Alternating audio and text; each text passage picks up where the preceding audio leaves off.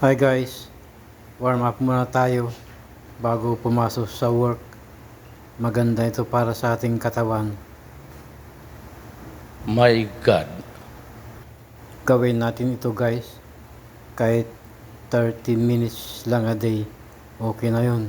Basta yung importante ay mag-exercise tayo para maunat-unat ang ating mga kasukasuan, para maganda ang daloy ng ating dugo.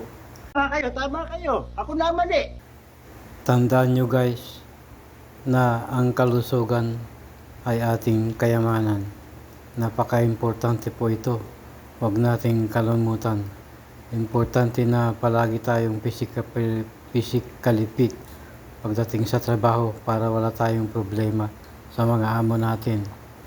Para maganda ang performance natin sa ating work, kailangan physically fit tayo guys.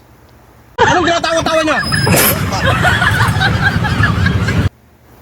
Tandaan nyo guys, mahirap ang may sakit dahil sakit ito sa bulsa, sakit ng damdamin, at saka sakit ng kasukasuan.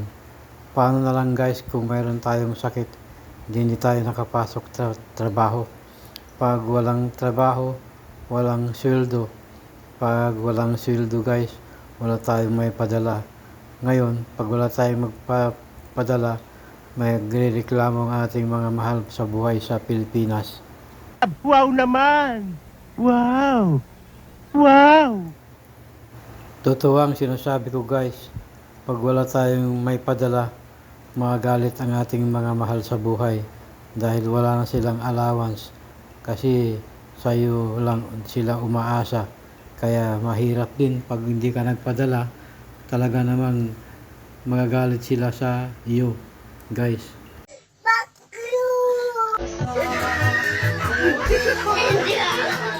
Hahaha, baka murahin ka pa sa nang wala sa oras pag hindi ka nagpadala guys. Kaya make sure mo lang na meron kang may padala every 2 weeks para sila ay masaya sa'yo at maganda ang kanilang pakiramdam. Pag kasi guys, ang mga mahal natin sa buhay sa Pinas, pag meron silang inaasahan, talaga naman tuwang-tuwa sila. Kahit hindi na sila magtrabaho, ay okay lang kasi meron na silang inaasahan eh. Tayo naman dito sa abroad, puro trabaho na lang, halos walang pahinga. Para bang tayo na lang lagi ang nagbibigay ng pera sa kanila kasi ayaw na nila magtrabaho dahil meron silang inaasahan. Yun din ang masakit Anong ginatawa-tawa niyo?